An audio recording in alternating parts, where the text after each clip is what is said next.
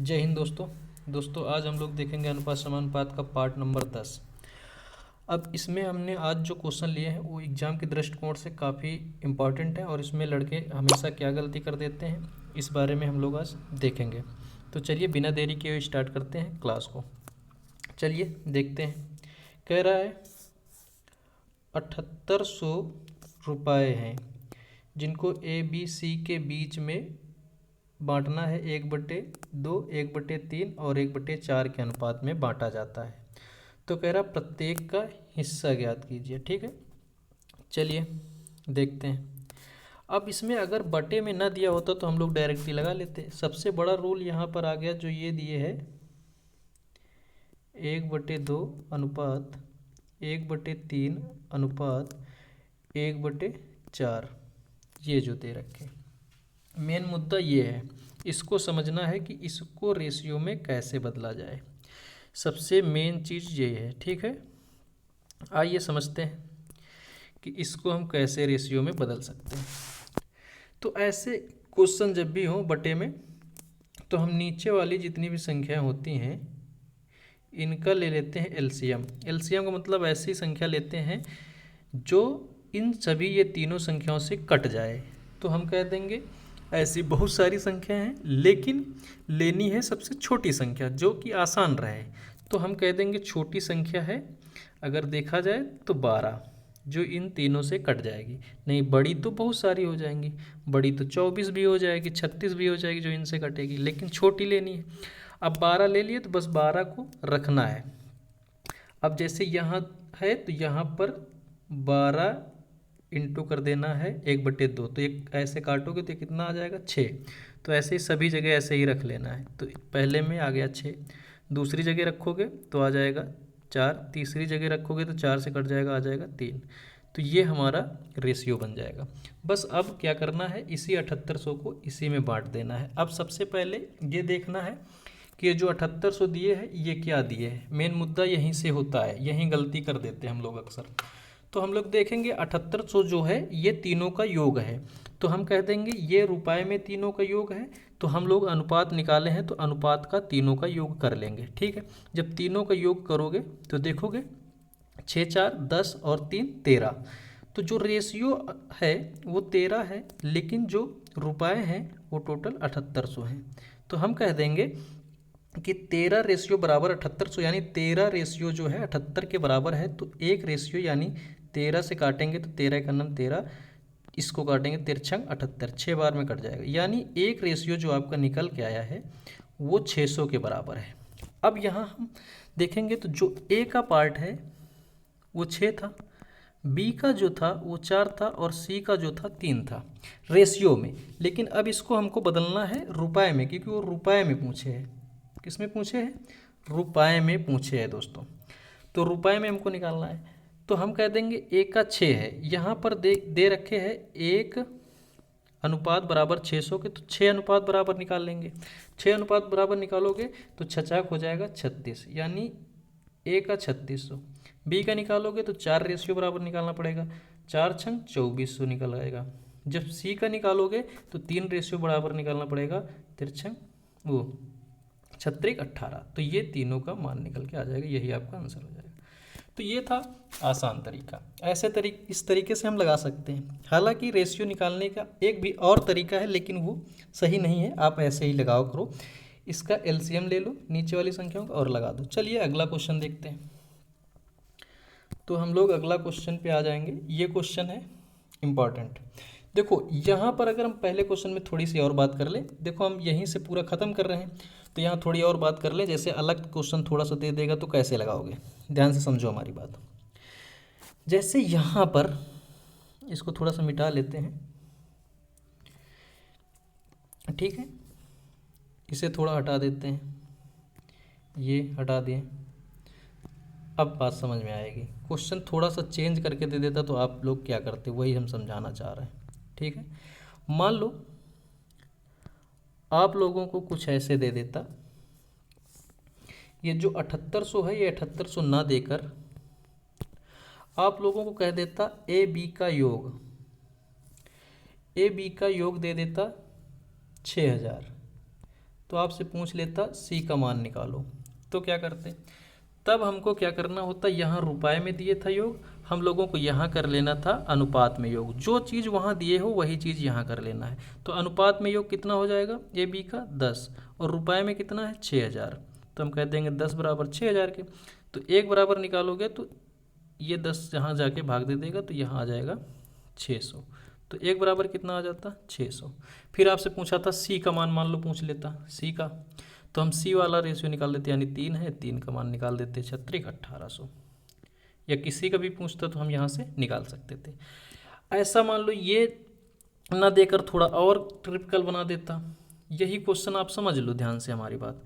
यहाँ अगर आपको ये दे देता, मान लो कि ये ऐसे करके दे देता कि सी का मान दे देता, तो हम सी के मान रख के निकाल लेते। ए बी का अंतर मान लो दे देता, ए बी का अंतर मान लो दे देता कि 1200 है, तो आप ए का मान निकालो, बी का मान निकालो, सी का मान कुछ भी निकलवा सकते हो। अंतर मान लो दे देते तो अंतर हम यहाँ निकाल लेते, यहाँ अंतर देखते तो कितना है अंतर, देखोगे यहाँ अंतर है 6 और 4 में 2 का, तो 2 बराबर 1200 के रख देते, 1 बराबर 600 का फिर निकाल लेते। तो ऐसे हम लगा सकते थे, कैसा भी क्वेश्चन बनता हमने सब तरीके से समझा दिया एक क्वेश्चन में, आप लोग समझ गए होंगे।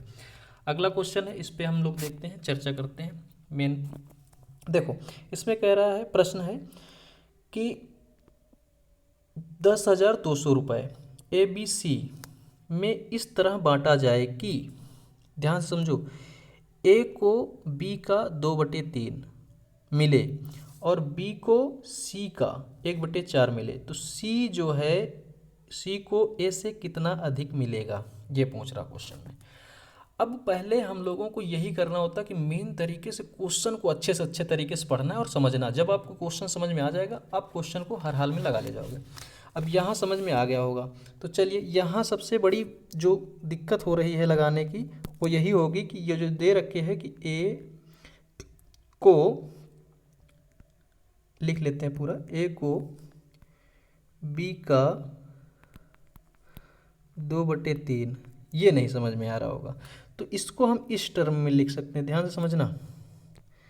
इसको हम इस टर्म में लिख सकते हैं कि ए बराबर बी इंटू 2/3। ये अभी हम आसान रास्ता भी बताएंगे, डायरेक्ट इसको कैसे लगा सकते हैं। इसको ऐसे लिख सकते हैं, और आगे इसमें क्या कर सकते हैं, ध्यान से अगर देखोगे तो इसको हम ऐसे कर देंगे, ए ये बी यहाँ आ जाएगा, तो हम कह देंगे बी बराबर 2/3, ये हो जाएगा। पहले रेशियो को हम फाइंड कर रहे हैं, आपको सिखा रहे हैं बस। अब इसी को हम आगे अगर देखेंगे, आगे इसी को तोड़ें तो इसको हम कुछ ऐसे लिख सकते हैं, देखो ध्यान से। इसको हम कह सकते हैं ए रेशियो बी बराबर हम कह सकते हैं 2/3। ये इस पहले वाली टर्म को हम बना सकते हैं, ठीक है, इस पहले वाले को हम ये बना सकते हैं। तो अगर हम इस चीज़ को ध्यान से देख रहे हों, तो ध्यान से समझो हमारी बात, इस चीज़ को अगर ध्यान से देख रहे हों तो पहले ए लिखा, फिर बाद में बी लिखा, और उसी सेम सिचुएशन में पहले ए लिखा फिर बी लिखा, वैसे ही हम लिख देंगे। हम सब ये ट्रिक बता रहे हैं, कोई कॉन्सेप्ट नहीं, कॉन्सेप्ट यहाँ बता चुके हैं। अब क्या है, अब देखोगे पहले ऊपर क्या लिखा, 2 लिखा, नीचे क्या लिखा, 3 लिखा, तो हम कह देंगे जिस टर्म में लिखा है पहले 2 लिखा फिर 3 लिखा। तो ये डायरेक्ट भी तो हम यहाँ ये वाली चीज़ बना सकते थे, जो चीज़ लिखा वैसे ही बनाते चले जाओ, पहले और बाद में, ठीक है। तो हम बताना क्या चाह रहे हैं कि इसको डायरेक्ट निकाल लोगे। अब इसी तरीके से हम ये भी कह सकते हैं, जैसे सी पहले बी लिखा, ये यहाँ पर देख सकते हो ये, और फिर यहाँ पे सी लिखा, तो हम कह देंगे बी रेशियो सी बराबर, इसको हम कह सकते हैं 1:4, ऐसे कह सकते हैं, नहीं कह सकते। तो अब यहाँ से मान निकाल सकते हो A/B/C।